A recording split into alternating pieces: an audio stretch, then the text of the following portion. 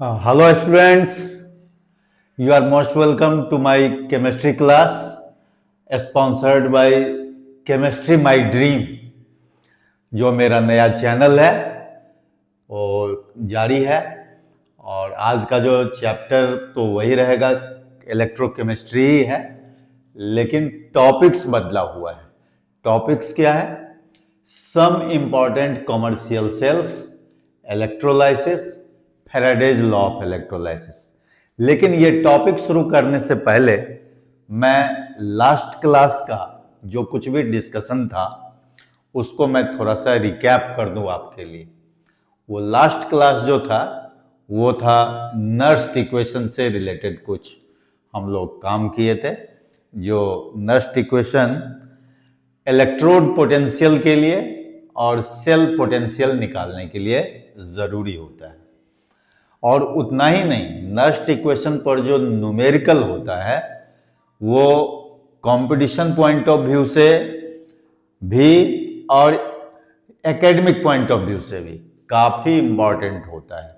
और मैं समझता हूं कि लगभग प्रत्येक साल जो है नर्स्ट इक्वेशन से कोई ना कोई न्यूमेरिकल होता ही है क्लास 12 बोर्ड के एग्जाम में। ठीक है, तो वो जो नर्स्ट इक्वेशन है वो हम लोगों ने अच्छी तरह से लास्ट टाइम पढ़ लिया था। और उतना ही नहीं, उसका जो जनरल इक्वेशन होता है जिसके लिए नर्स्ट इक्वेशन हम लोग लिखते हैं, मतलब जनरल सेल रिएक्शन के लिए, है ना, वो नर्स्ट इक्वेशन हम लोगों ने किया था। फिर उसमें कहीं कोई प्रॉब्लम नहीं है। उसके बाद दो सेल और बताए थे, एक का नाम था कॉन्सेंट्रेशन सेल और दूसरे का नाम था रिवर्सिबल सेल। कॉन्सेंट्रेशन सेल में हम लोग क्या करते थे? कॉन्सेंट्रेशन सेल में कहता है कि इलेक्ट्रोड और इलेक्ट्रोलाइट दोनों ही सेम होता है, मतलब both electrodes and electrolytes are same but the concentration of electrolyte is different. Why? क्योंकि वो जो होता है आपका, है ना, कॉन्सेंट्रेशन सेल नाम इसलिए पड़ा उसमें कि ये इलेक्ट्रोड और इलेक्ट्रोलाइट दोनों ही उसमें सेम होता है। अगर मान लीजिए कि आपको जिंक का कॉन्सेंट्रेशन सेल बनाना है तो जिंक का इलेक्ट्रोड्स बना लीजिए, मतलब कैथोड एनोड दोनों जिंक का रहेगा।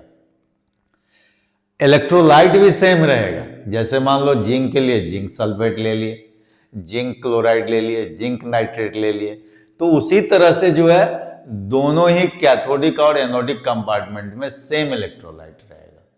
अगर जिंक सल्फेट ले लिए तो वहां भी जिंक सल्फेट ले लेंगे, तो इलेक्ट्रोलाइट बिल्कुल सेम रहेगा, लेकिन इलेक्ट्रोलाइट का कॉन्सेंट्रेशन जो होगा वो डिफरेंट होगा। तो उसको हम लोग क्या बोलते हैं? कॉन्सेंट्रेशन सेल बोलते हैं। ऐसे सिलेबस में 10 के सिलेबस में कॉन्सेंट्रेशन सेल शायद नहीं के बराबर है, लेकिन अगर कंपटीशन पॉइंट ऑफ व्यू से हम लोग बात करें तो कॉन्सेंट्रेशन सेल वहां पर पूछा जा सकता है ना। और उतना ही नहीं, कॉन्सेंट्रेशन सेल के लिए जो है हमने ई नॉट सेल का वैल्यू जो दिया था वो 0 दिया था। क्यों भाई? क्योंकि E naught cell equal to क्या होता है? E naught cathode minus E naught anode. कहने का मतलब standard electrode potential of cathode minus standard electrode potential of anode. तो कैथोड और एनोड दोनों ही सेम है, दोनों का पोटेंशियल सेम है, इसीलिए दोनों का डिफरेंस क्या हो जाएगा? 0 हो जाएगा। इसीलिए ई नॉट सेल का वैल्यू वहां पर 0 होता है। लेकिन वही कहता है कि अगर हम रिवर्सिबल सेल लें, रिवर्सिबल गैल्वेनिक सेल लें, कॉन्सेंट्रेशन सेल भी गैल्वेनिक सेल होता है ना, तो रिवर्सिबल गैल्वेनिक सेल के केस में ई सेल जो होता है, ईएमएफ ऑफ द सेल जिसको हम लोग बोलते हैं, वो क्या होता है? 0 होता है। वहां कॉन्सेंट्रेशन, मतलब मेरा मतलब कि ई नॉट सेल 0 नहीं होगा, लेकिन ई सेल जो होगा वो क्या होगा? 0 होगा। तो ये दो कंडीशन काफी इसेंशियल है वहां पर। और इसके अलावे जो थोड़ा सा हमको देना था उसको गिब्स फ्री एनर्जी से कोरिलेट करना था, जो समय के अभाव में हम नहीं कर पाए। आज उसको थोड़ा सा 2 मिनट में करता हूं, इसके बाद हम चलेंगे सम इंपॉर्टेंट कॉमर्शियल सेल्स में। तो यहां जो हमारा आज का थोड़ा सा छोटा सा टॉपिक है इसको हम कर लें, रिलेशन बिटवीन गिव्स free energy, gives free energy and E naught cell, या इसको हम लोग बोलते हैं EMF of A cell. Cell मतलब यहां पर गैल्वेनिक सेल हम लोग लेंगे, ठीक है। एंड इक्विलिब्रियम कांस्टेंट, क्योंकि वहां पर रिवर्सिबल सेल की बात हमने की है, तो वहां होगा इक्विलिब्रियम कांस्टेंट। तो ये इक्विलिब्रियम कांस्टेंट, ठीक है। तो ये दो रिलेशन जो है हम अभी अभी लिखेंगे, और इस दो रिलेशन पर हमारा न्यूमेरिकल भी होगा, कुछ थोड़ा सा डिस्कशन, शॉर्ट डिस्कशन आपसे करेंगे। और देखिए वो क्या होता है, delta G not is equal to होता है -NF(E0) सेल, स्टैंडर्ड फॉर्म में, ठीक है। तो स्टैंडर्ड गिव्स फ्री एनर्जी इसको बोलेंगे। कहने का मतलब at 298 kelvin and 1 atm pressure, ये जो है वो कंडीशन हम लोग जनरेट करते हैं, जो आपको भी मालूम होगा। स्टैंडर्ड फॉर्म में हम लोग ये कंडीशन मेंटेन कर देते हैं। तो ये हो गया स्टैंडर्ड गिव्स free energy is equal to -NF(E0) cell. तो ये रिलेशन हो गया बिटवीन गिव्स free energy and E0 cell, मतलब स्टैंडर्ड सेल पोटेंशियल।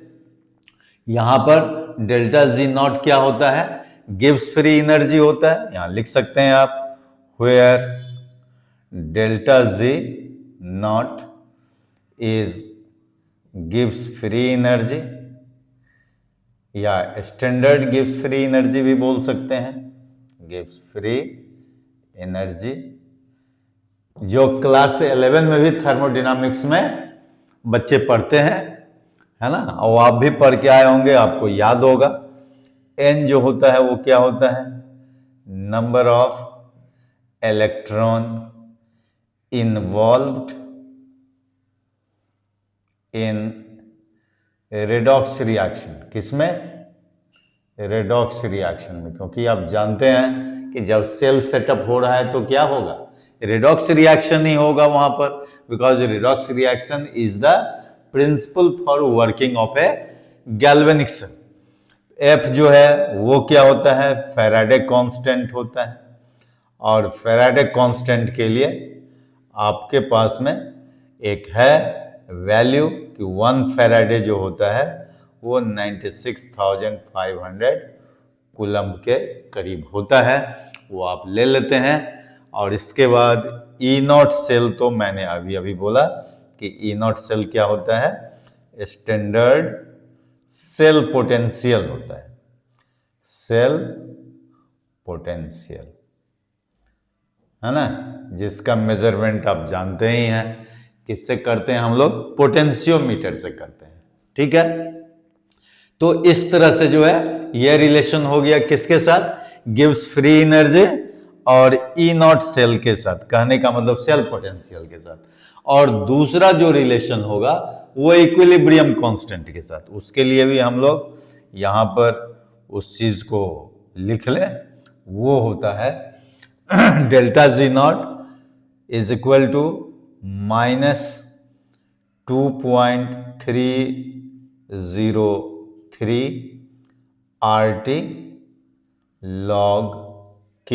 जरा ये देखिए, यहां पर K और KC में से कुछ भी ले सकते हैं। तो यहां सब कुछ तो मालूम है, ये गिव्स फ्री एनर्जी है, R क्या है, यूनिवर्सल गैस कांस्टेंट है, T टेम्परेचर इन केल्विन होगा, और मेन K जो है यहां पर वो लिखने की जरूरत है ज्यादा।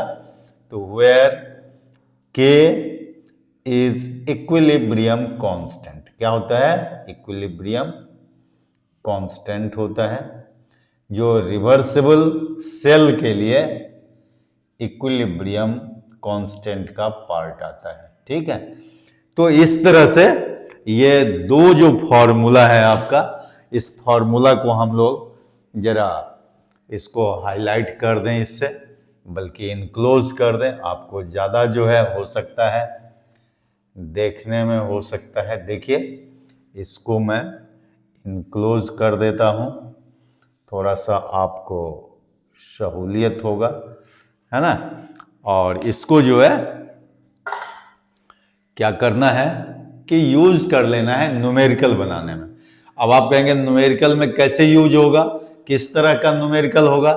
तो कोई सेल रिएक्शन देगा, उस सेल रिएक्शन में आपका जो है n का वैल्यू मालूम हो जाएगा, चूंकि वो रिडॉक्स रिएक्शन होगा, और उससे हम लोग क्या कर लेंगे, E0 सेल का वैल्यू जो है निकल जाएगा। वहां स्टैंडर्ड इलेक्ट्रोड पोटेंशियल दिया हुआ रहेगा कैथोड एनोड के लिए।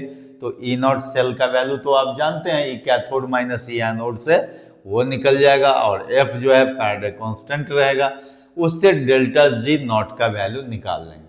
अगर डेल्टा G नॉट का वैल्यू निगेटिव में आता है तो आप जानते ही हैं कि वो सेल क्या होता है, फिजिबल होता है, और अगर पॉजिटिव में आया तो वो नॉट फिजिबल होता है, और जीरो अगर आ गया तो इक्विलिब्रियम में होता है। तो ये तो बहुत पहले से पढ़ते आ रहे हैं, थर्मोडायनामिक्स में भी पढ़े थे। तो यहां पर जो है ये देखिए, ये तो हो गया आपका E0 सेल के साथ, और यहां गिब्स फ्री एनर्जी का किसके साथ है, इक्विलिब्रियम कांस्टेंट के साथ। तो यहां भी आपका अगर डेल्टा G नॉट का वैल्यू माइनस में आता है तो वो क्या हो जाएगा, फिजिबल हो जाएगा, है ना। सेल जो होगा वो फिजिबल होगा, और मतलब कौन सा सेल, उसको हम लोग रिवर्सिबल गैल्वेनिक सेल बोलेंगे, क्योंकि यहाँ इक्विलिब्रियम कांस्टेंट हम लोग लिए हैं। और इक्विलिब्रियम कांस्टेंट का वैल्यू तो आप जानते ही हैं, पहले से पढ़ करके आए हुए हैं। क्या होता है वो, concentration of product divided by concentration of reactant होता है, और उसका जो पावर होता है वो बैलेंसिंग फैक्टर जो उसका होता है, किसका, रिडॉक्स रिएक्शन का, वो उसके पावर में रेज हो जाता है। तो इस तरह से जो है हम लोग यहाँ पर अगर डेल्टा G नॉट का ही वैल्यू दिया हुआ है, R का, T का वैल्यू दिया हुआ है, तो हम लोग क्या निकालेंगे, इक्विलिब्रियम कांस्टेंट का वैल्यू निकाल लेंगे।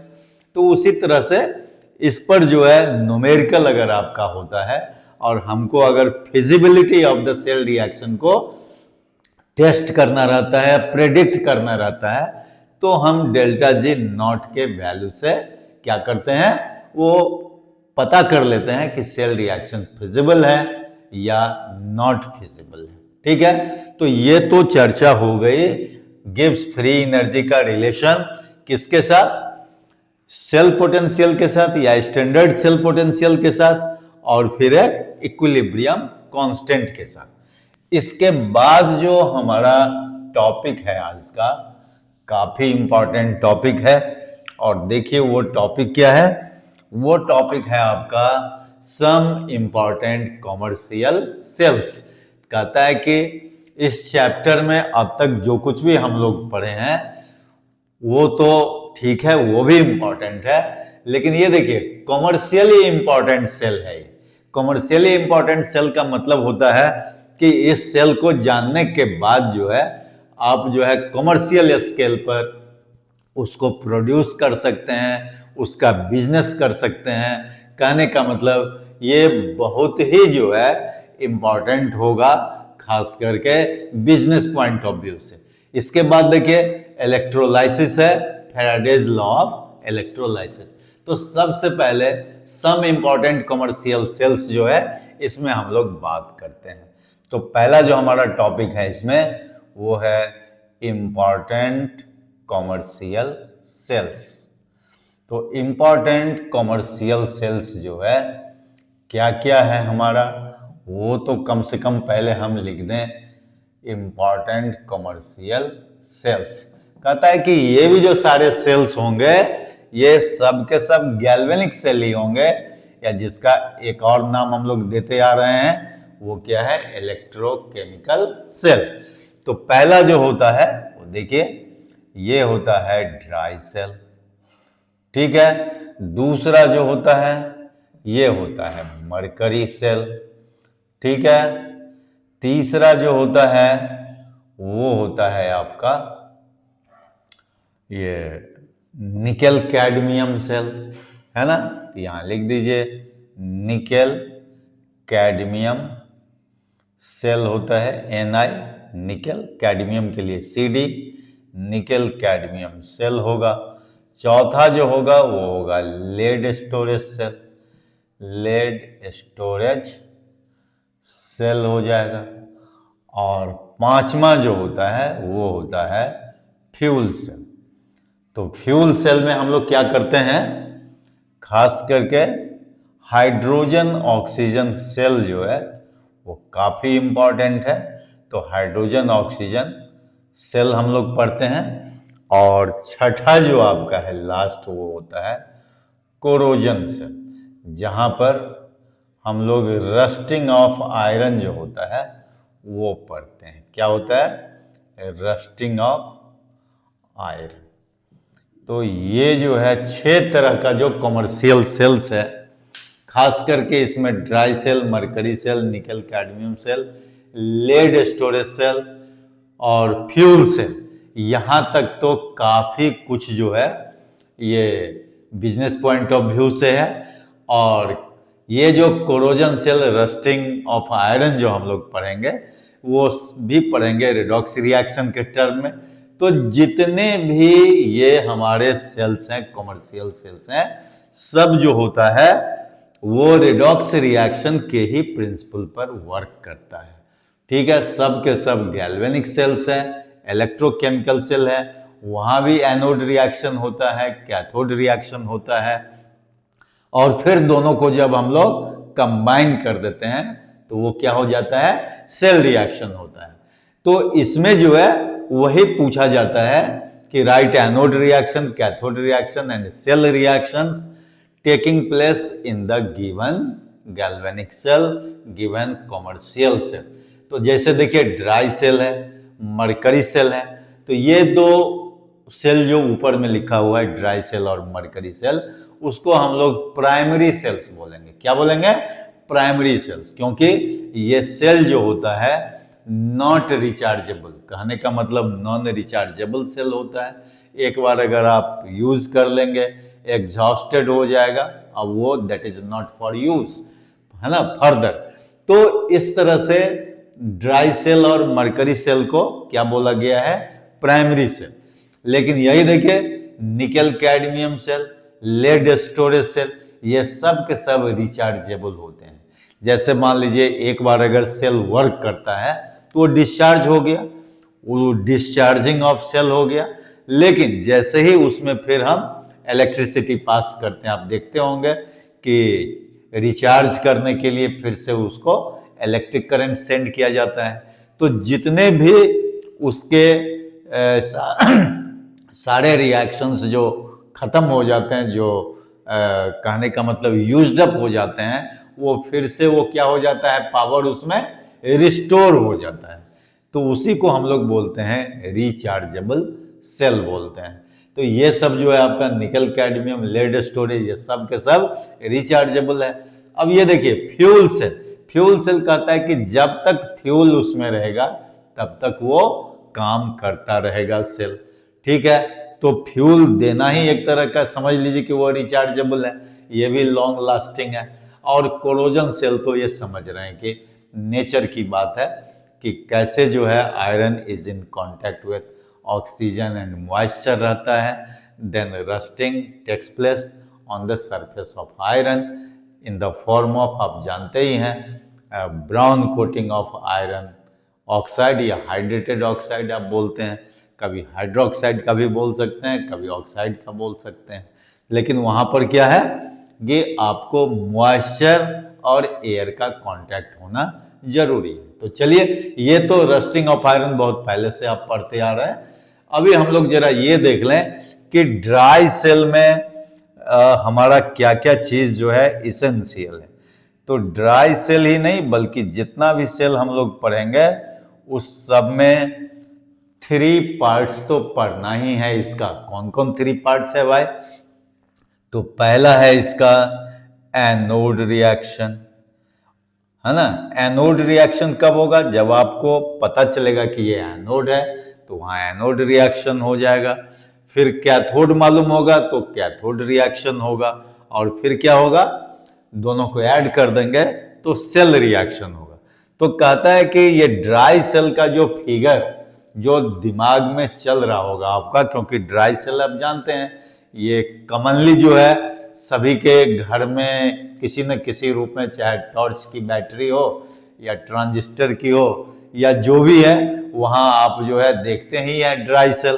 तो उस ड्राई सेल को अगर आप मान लीजिए कि वो एग्जॉस्ट कर गया, यूज्ड अप हो गया, तो उसको आप आसानी से ब्रेक कर सकते हैं, तोड़ सकते हैं, और जब तोड़ेंगे उसको तब आपको उसमें सारा कुछ प्रैक्टिकली नजर आएगा कि उसमें एनोड क्या है, कैथोड क्या है। तो चलिए हम आपको बतलाते हैं थोड़ा। उसमें एनोड क्या होता है, उसमें जिंक जो होता है, जिंक के कैसीन में वो रहता है जो सिल्वरी व्हाइट होता है ना, उसका जो बॉटम पार्ट होता है आप देखेंगे तो उसमें वो क्या होता है, जिंक होता है।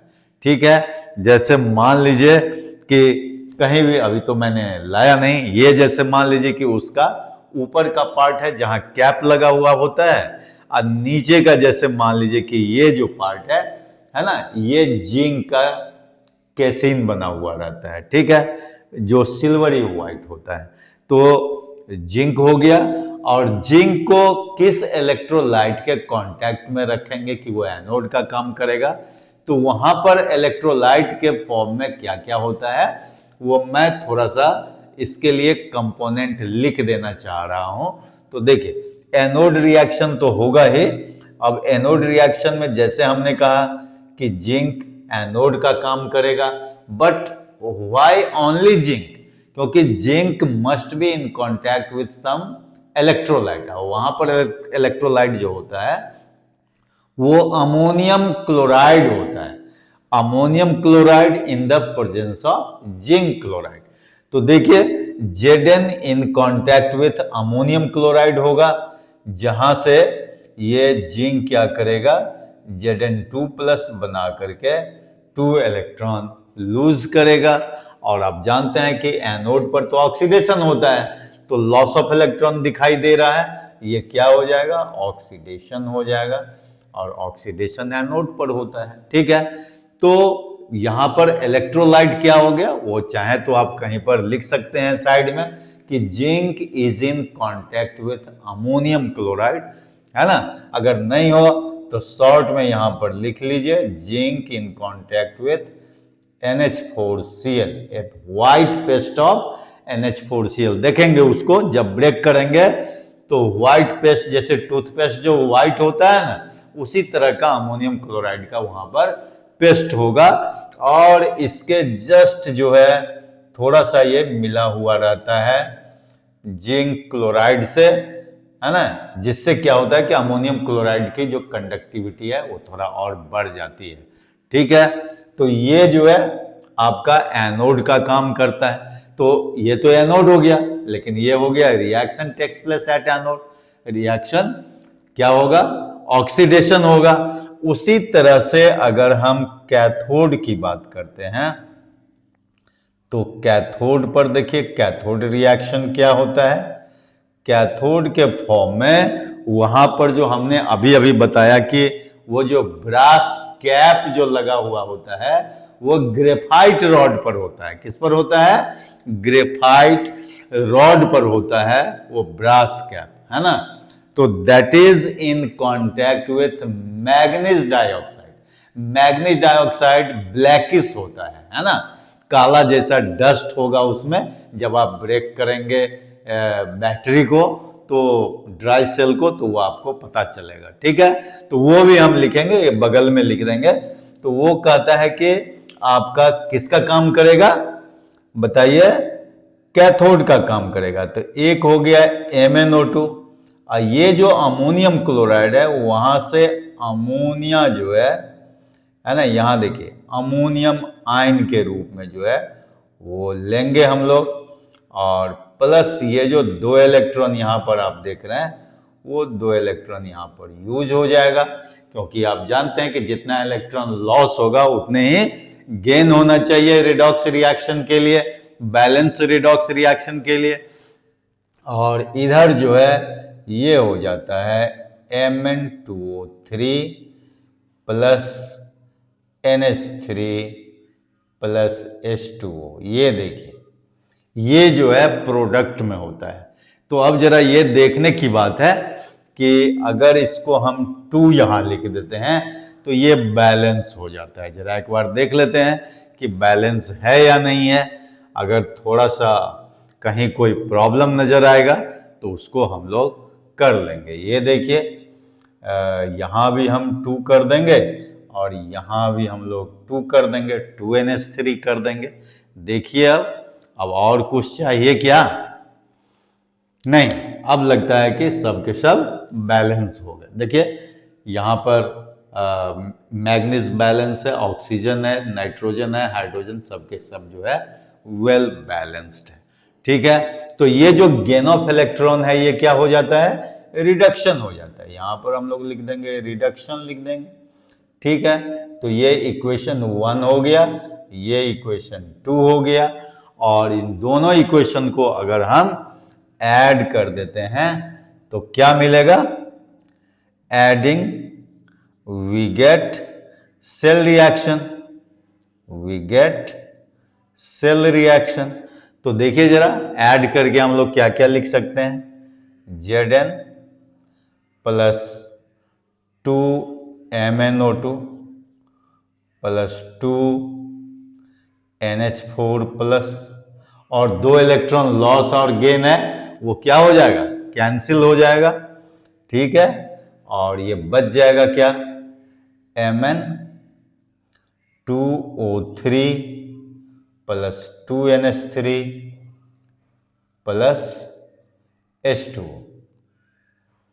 और इधर एक और मिस कर रहा है, ये Zn2 प्लस जो है आपको पहले लिख लेना है। तो हम लोग यहाँ पर कहीं पर एडजस्ट कर देते हैं, वो छूट गया था। तो ये हो गया आपका Zn2 प्लस। ठीक है, अब देखिए ये वेल बैलेंस्ड होगा आपका, चार्ज के रेस्पेक्ट में, एटम्स के रेस्पेक्ट में, सब के सब बैलेंस होगा। तो ये क्या निकल गया आपका?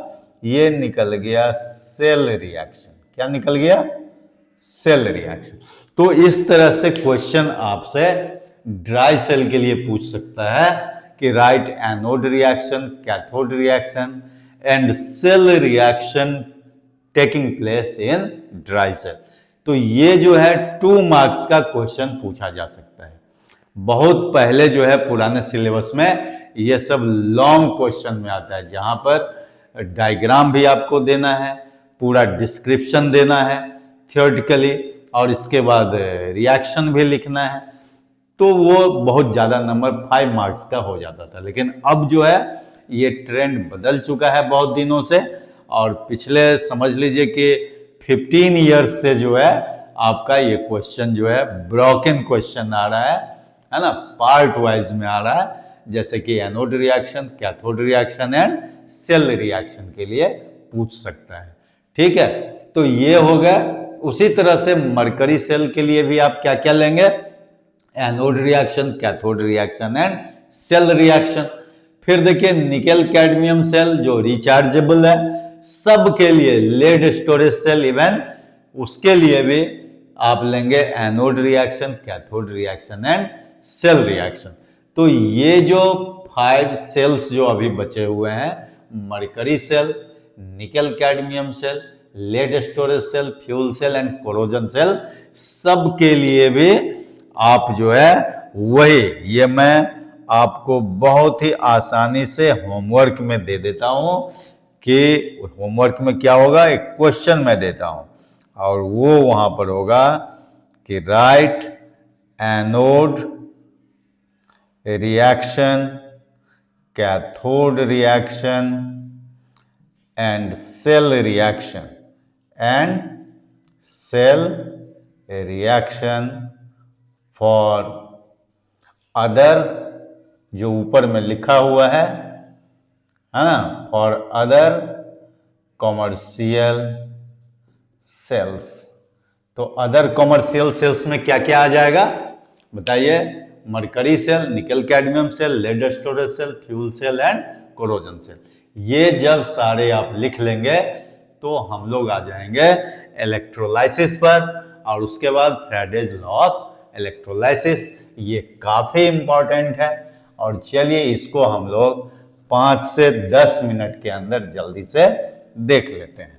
ठीक है, तो ये जो है इलेक्ट्रोलाइसिस, वो देखिए क्या है। पहले तो इलेक्ट्रोलाइसिस जो होता है वो कहता है separation of ions of an electrolyte and their subsequent deposition on respective electrode by passing electricity through it. कहने का मतलब किसी भी इलेक्ट्रोलाइट में अगर इलेक्ट्रिसिटी हम लोग पास करेंगे तो क्या होगा, उसका जो आयंस है वो अलग होगा, and at the same time अगर उसको हम लोग कैथोड एनोड दे करके, है ना, या इलेक्ट्रोड्स दे करके, जो भी बोलिए, हम इलेक्ट्रिसिटी पास करेंगे तो the deposition of ions takes place at respective electrode. कहने का मतलब कैटायन एनायन अपने रेस्पेक्टिव इलेक्ट्रोड्स पर कलेक्ट हो जाएंगे, डिस्चार्ज हो जाएंगे, तो उसको हम लोग क्या बोलते हैं, इलेक्ट्रोलाइसिस बोलते हैं। And this electrolysis takes place in a certain cell and that cell is called electrolytic cell. तो ये जो इलेक्ट्रोलाइसिस होगा वो कहां होगा, that takes place in electrolytic cell. जो मैंने बिगिनिंग में ही आपको बताया था कि electrolytic cell is a device which converts electrical energy into chemical energy. जैसे गैल्वेनिक सेल के लिए, इलेक्ट्रोकेमिकल सेल के लिए हमने कहा था कि this converts chemical energy into electrical energy, लेकिन ये जो इलेक्ट्रोलाइटिक सेल है वो जस्ट रिवर्स है ना, उसका जो है ऑपोजिट वो कन्वर्ट करता। कैसे, इलेक्ट्रिकल एनर्जी को केमिकल एनर्जी में कन्वर्ट करता है। ठीक है, तो उसको हम लोग इलेक्ट्रोलाइसिस बोलते हैं। अब जैसे देखिए, से फॉर एग्जांपल मान लीजिए कि हमने कोई भी इलेक्ट्रोलाइट सोडियम क्लोराइड ले लिया। अब इस सोडियम क्लोराइड को हम लोग मोल्टेन फॉर्म में ले लेते हैं। ठीक है, तो ये हो गया मोल्टेन सोडियम क्लोराइड। अब इसको हम लोग क्या करते हैं, इलेक्ट्रोलाइसिस में भेज देते हैं।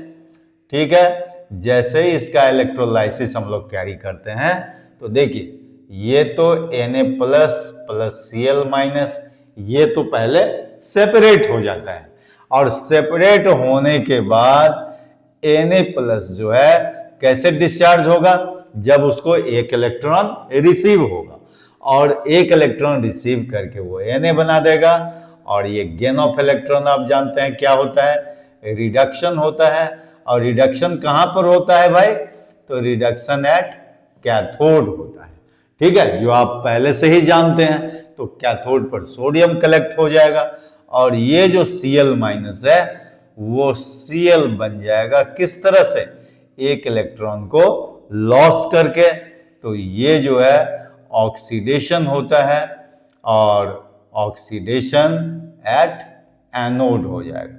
लेकिन आप जानते हैं कि Cl तो जो है अनस्टेबल एटम है, इसको स्टेबल होने के लिए एक और Cl से वो कंबाइन करके Cl2 के फॉर्म में जो है एनोड पर कलेक्ट हो जाएगा। तो ये तो इलेक्ट्रोलाइसिस हो गया।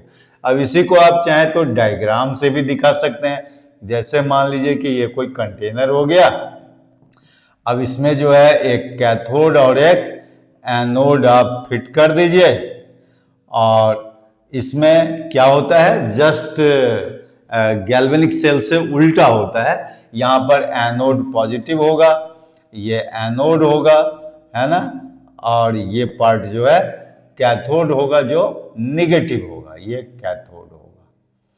ठीक है, ये हमने पहले भी आपको बताया हुआ है।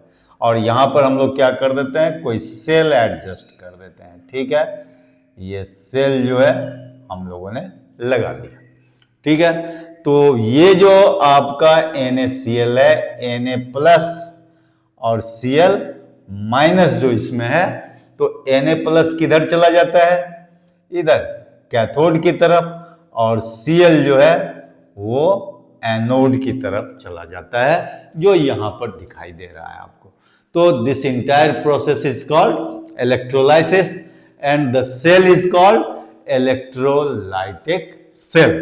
ठीक है, तो इस तरह से हम लोगों ने मोल्टेन NaCl का इलेक्ट्रोलाइसिस कर लिया, जो बहुत ही सिंपल है।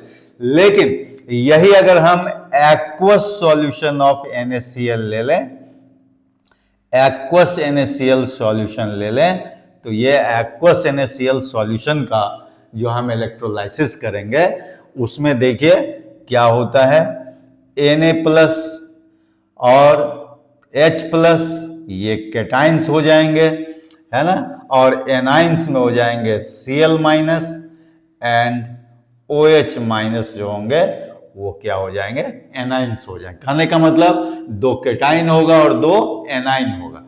अब अगर आप इलेक्ट्रिसिटी पास करेंगे तो which cation and which anion will be collected at respective electrode, that is very important question। तो वहां पर हम लोगों के पास में एक रूल आता है, उसको बोलते हैं हम लोग प्रिफरेंशियल डिपोजिशन। देखिए क्या हम लिख रहे हैं, प्रिफरेंशियल डिपोजिशन ऑफ आयन। तो प्रिफरेंशियल डिपोजिशन ऑफ आयन में होता है कि डिस्चार्ज पोटेंशियल जिसका कम होता है उसका डिपोजिशन टेंडेंसी ज्यादा होता है। तो यहां पर हम लोग लिख देंगे डिस्चार्ज पोटेंशियल